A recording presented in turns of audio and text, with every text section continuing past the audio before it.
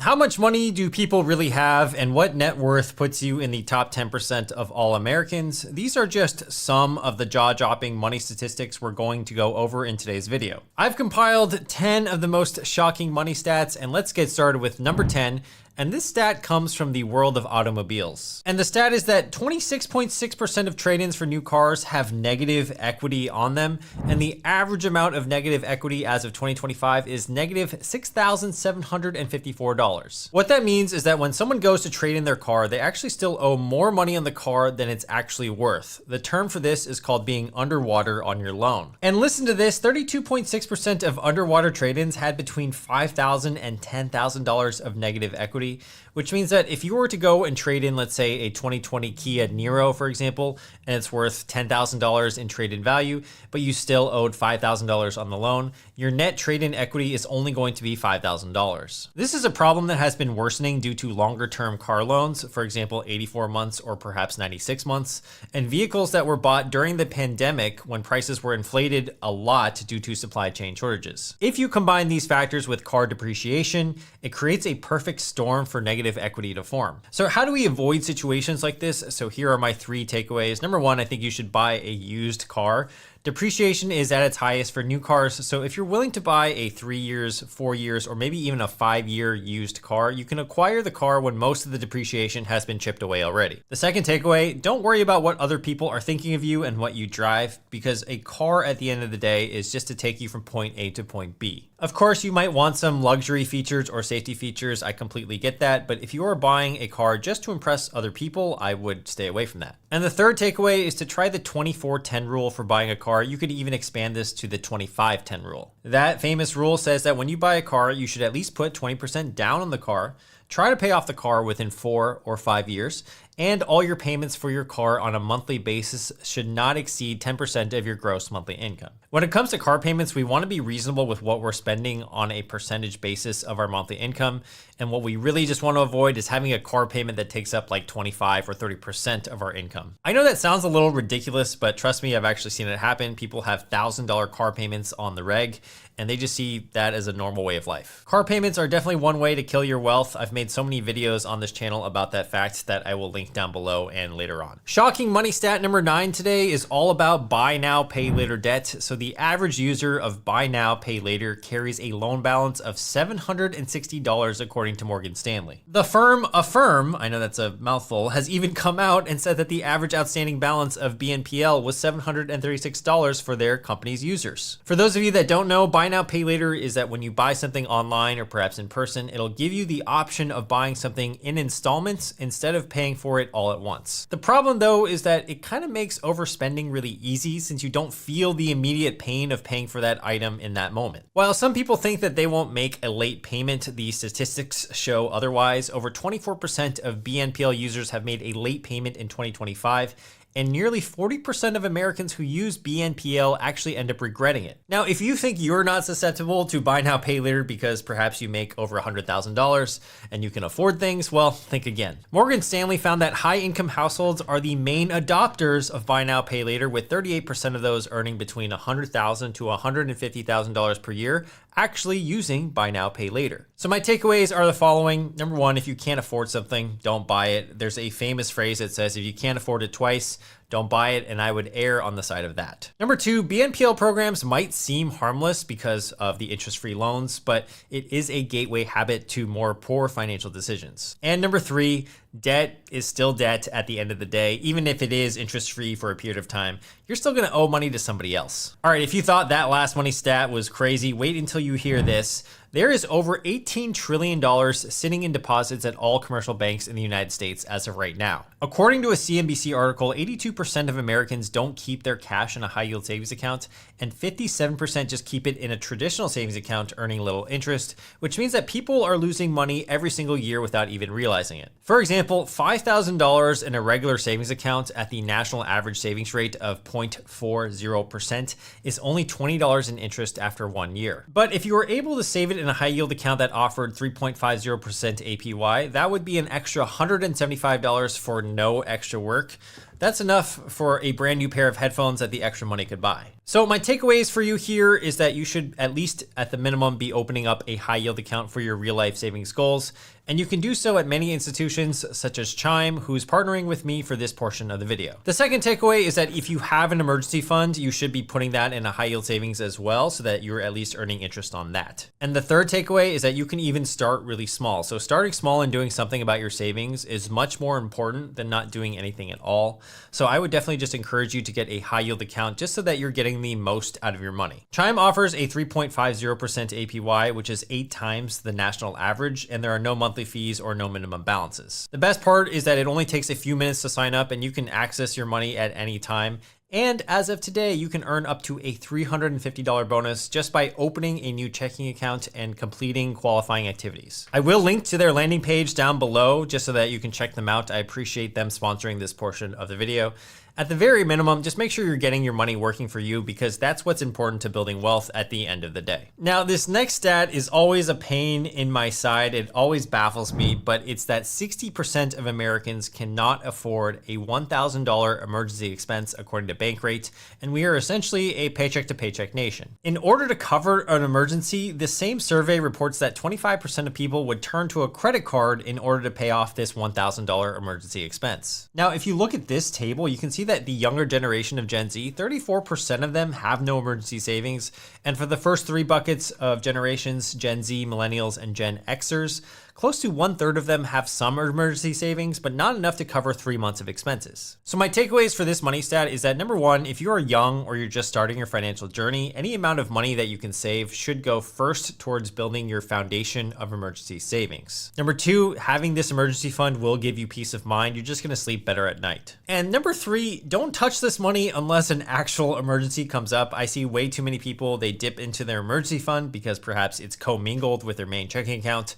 So what you want to do is ideally separate the emergency fund by a different account altogether. The 6 money stat today are actually the median account balances of every age group in the United States. And according to Bankrate, the median bank account balance in the United States is around $8,000. And you can see it broken down by age right here. The older that you get in general, the more savings that you will have. But as we know, the amount that you have in your bank shouldn't just be dependent on your age. This next table on the screen shows you just how much your income plays a role into how much money you will have in your bank account. You might call me Captain Obvious here, but I'm just trying to illustrate the fact that sometimes you might see a stat like the median bank account balance in the United States is $8,000, and all of a sudden you might think to yourself, well, I have $12,000 in my bank account, I'm probably doing pretty good.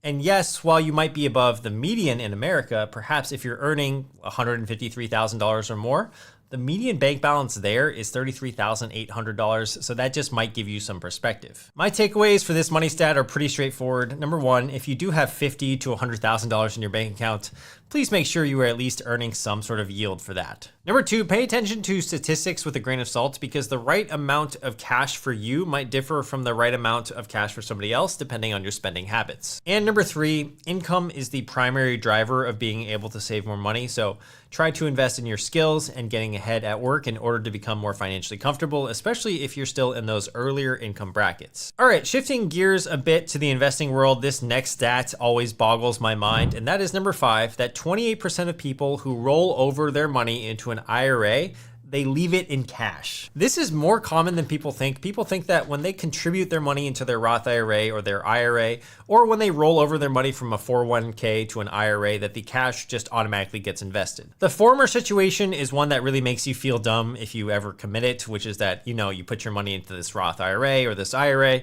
and then you realize, oh my God, I've been putting my money into an IRA for the last 3 to 5 years, and it just hasn't been invested into anything. You must remember that you have to invest that money into something, whether it's an index fund, a bond, a stock, etc. The second situation, where you roll over your money from a 401k to an IRA, this is the situation that can actually kind of catch you a little bit off guard and can be quite confusing. According to Vanguard, 68% of people don't realize how their assets are even invested. And what happens is that when you roll over a 401k to an IRA, you might be invested in an index fund, but when that gets rolled over, it gets converted into cash within that IRA. According to this CNBC article, the financial institution that receives the money doesn't automatically invest the savings in an S&P 500 fund. The account owner must make an active decision to move the money out of cash. The takeaways are pretty simple here. Number one, check what your IRA is invested in today. Make sure you're not making this mistake of keeping it in cash. Number two, if you are rolling over funds from a 401k to an IRA, anytime that happens, you just want to double check that you're still invested in whatever you were invested in originally. And lastly, the third is a really simple takeaway. Don't make any assumptions when it comes to personal finance, brokerages, and investing.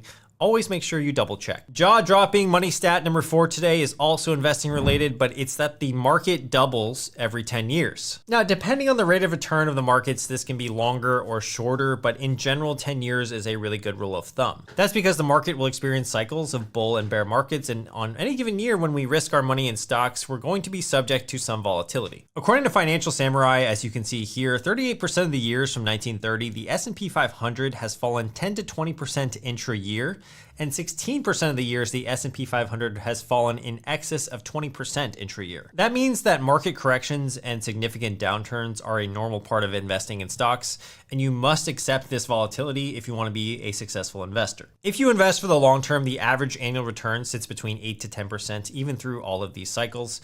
You can see that with this graph that through all the bear markets and crashes, there's usually some gains afterwards. Looking at this chart of the S&P 500 since 1962, there are going to be years and stretches where you're up 48% to 582%.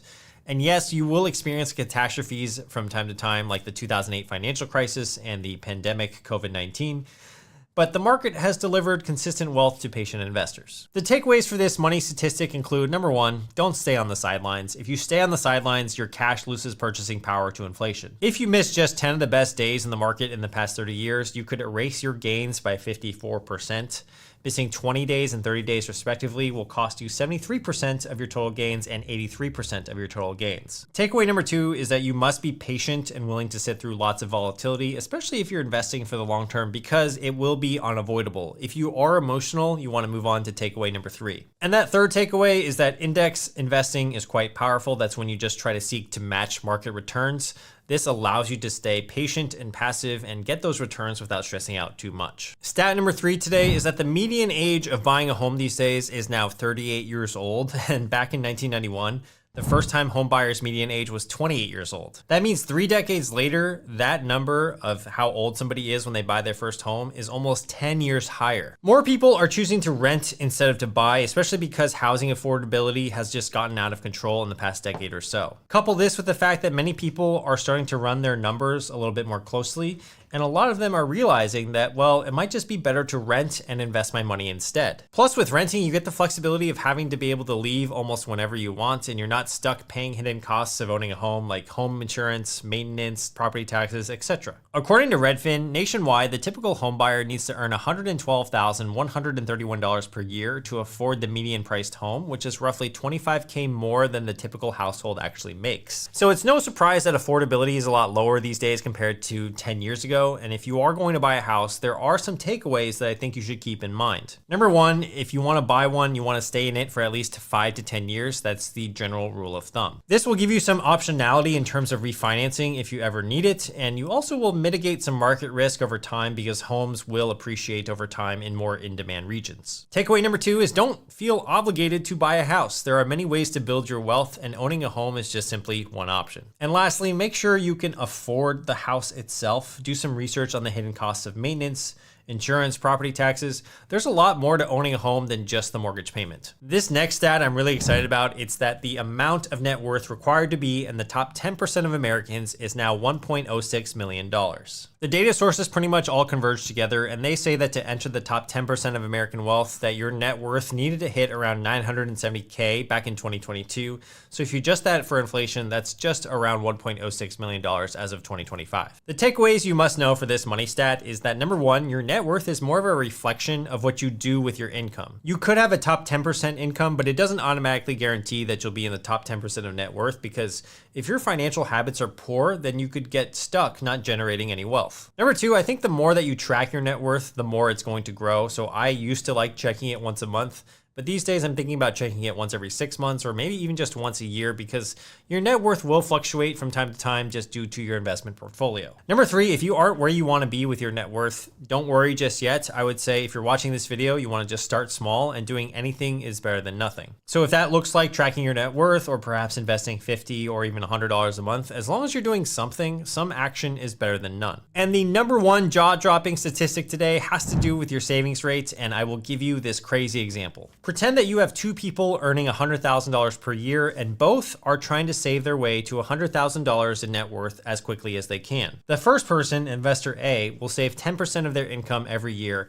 but only gets a 1% rate of return. That's hardly even great. His strategy here is to save a lot more than investor B. So investor B will save 5% of their income every year, but they will get a 10% rate of return. That's 10 times the return as investor A. So who do you think gets to $100,000 in savings faster? Well, I will tell you. Investor A reaches 100K in about 9.6 years, and investor B reaches 100K in about 11.7 years. That's insane to me, because investor B was getting a 10% return, which was 10 times higher than investor A. So the takeaways here are simply, number one, when you're starting from scratch, the amount that you save matters much, much more than the return rate itself. Remember that investor B is getting a rate of return that's tenfold, but saving half as much, yet investor A still wins the race. And takeaway number two is that everyone is so focused on returns, when in fact, if you could just ramp up your savings rate just a couple percentage points, that's gonna make a huge difference in your net worth, especially if you're at the beginning of your financial journey. So I hope those were mind-blowing. Which one of these money stats shocked you the most? Let me know in the comments below. Again, thank you to Chime for sponsoring a portion of this video. If you are interested in their high yield account, I will leave a link down below for that as well. Thank you for watching this video. I will see you guys in a future one. I'll even leave one up right here, perhaps my best money lessons.